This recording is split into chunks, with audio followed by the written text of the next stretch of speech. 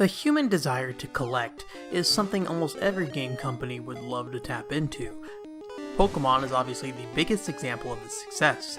20 years after its original release, the franchise is still going strong. Other series have had varying levels of prosperity. Tecmo's Monster Rancher seems to have finally fizzled out after over a decade of releases.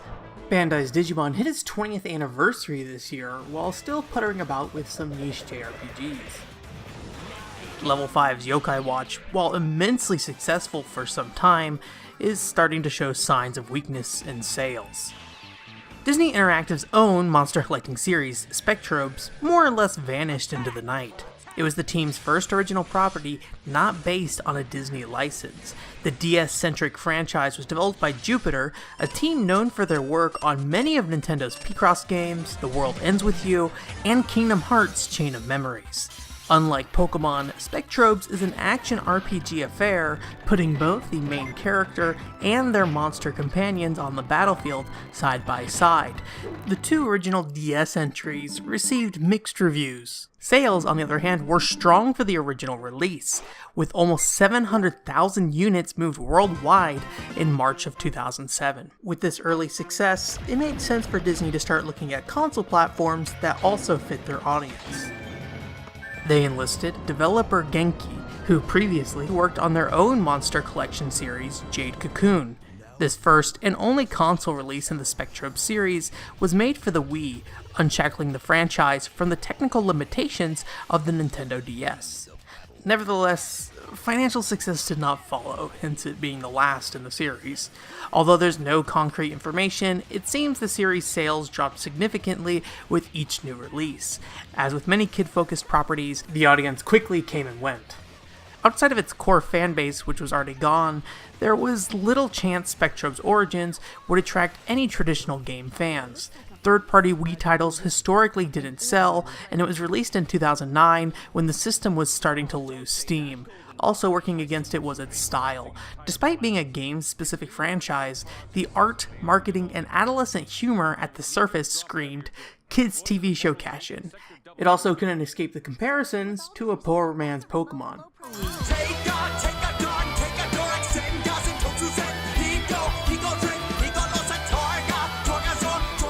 To some extent, people were not wrong to avoid the game. It definitely suffers from attempting to hit a specific audience. In spite of that, it's a surprisingly ambitious and well-realized title.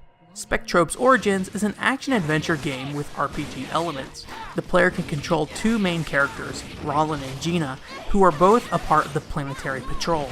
While responding to a distress signal, they become stranded in an isolated solar system. Each can equip a variety of weaponry: swords, axes, plasma guns, knuckles, and lances. Despite the player taking control of these main characters, they are not the main source of damage output. The Spectrobes are the heavy hitters. These separate AI companions fight alongside you. On their own, they're lumbering partners who occasionally attack. However, flicking the Wii Remote forward causes them to charge in and do significant amounts of damage. Since the main character lacks strength, the player's role is one of crowd control, battering and stunning enemies before sending a Spectrobe in to deliver the finishing blow. Performing a melee combo and following it up with a Spectrobe attack is the core pattern to the gameplay. There are a few exceptions during boss fights where the player needs to employ defensive tactics, like swinging a Wii Remote side to side to call companions back out of danger. As comes with almost any monster collecting game, the Elemental Wheel plays a huge role here. Both weapons and Spectrobes are aligned with the usual 5 elements: fire, water, wind, earth, and grass. The player can only keep one Spectrobe out at a time, whilst having 5 others in standby to freely switch between. Following the Elemental Wheel is key to succeeding, which requires frequent swapping of both Spectrobes and equipment. While the Spectrobes are easily changed through an accessible quick menu, weapons are not. Instead, the player has to dig through multiple menu levels every time they want to change what they are wielding. In cases where elements of foes in an area varies, this weapon swap happens nearly every battle. It's clunky and understandably de-emphasized due to the Spectrobe's advantage in power. Nevertheless, it discourages experimentation with new equipment or maximizing damage. This fault becomes even more glaring when encountering new enemy types who are vulnerable to different classes of weapons. Experimenting on a single enemy is a lengthy affair as you open and close the menu for each equipment swap. It's a small oversight that adds up to a lot of wasted time. The idea of being a secondary character in combat is an interesting take, while your damage output does help. What's most important is how the enemies react to your weapon hits. Attacks that stun enemies or can quickly knock away small foes seem to have the greatest value in combat. Unfortunately, it is almost always best to use a one-handed sword, which leads to repetitive mashing of the same 3-hit combo over and over. Each Spectrobe has a limited moveset with only 2 attacks the player can call on. With the exception of bosses, every fight feels the same, and there's often not a lot going on. Attacks can be blocked with a shield, however it's unreliable due to being mapped to motion controls. The weapon variety helps significantly with changing up the flow of combat, but again, navigating those menus eats up a ton of time.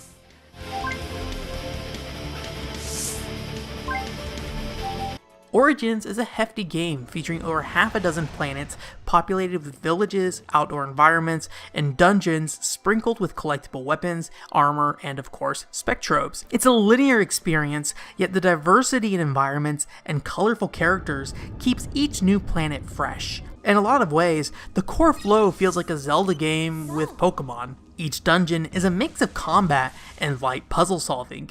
Instead of getting gear to solve puzzles, the player uses a variety of non-combat Spectrobes that can do things like fly or crawl through small spaces.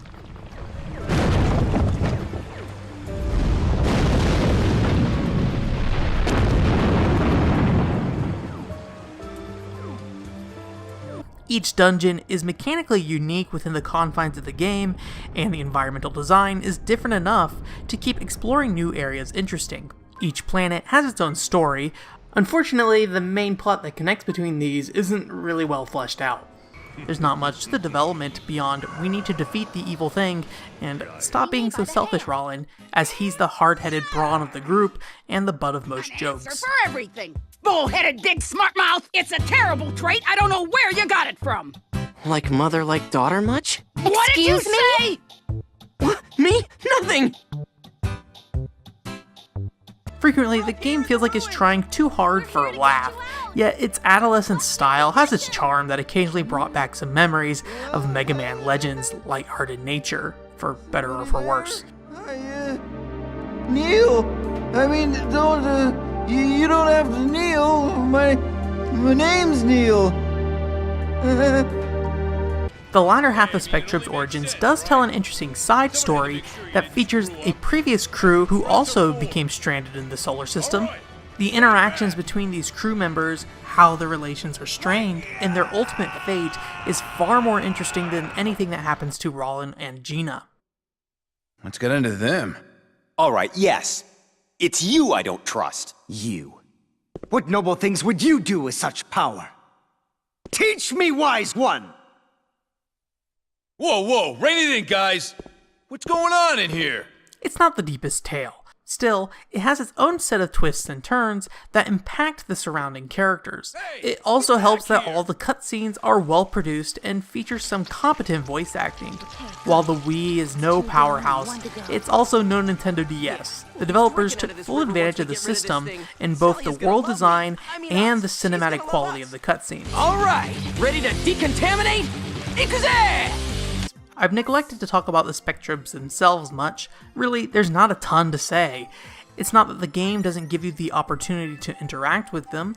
The player is constantly collecting, excavating, and awakening fossils into Spectrobes. From there, they can raise them in an incubator, which acts somewhat like a Sonic Adventure Chow Garden, where you feed and raise your creatures. I'm sure you could spend plenty of time fine-tuning and maximizing your Spectrobes.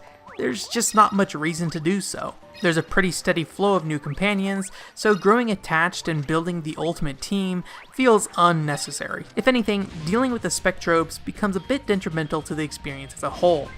Drilling away at each and every fossil to unleash whatever's inside is an incredibly time-consuming and repetitious process.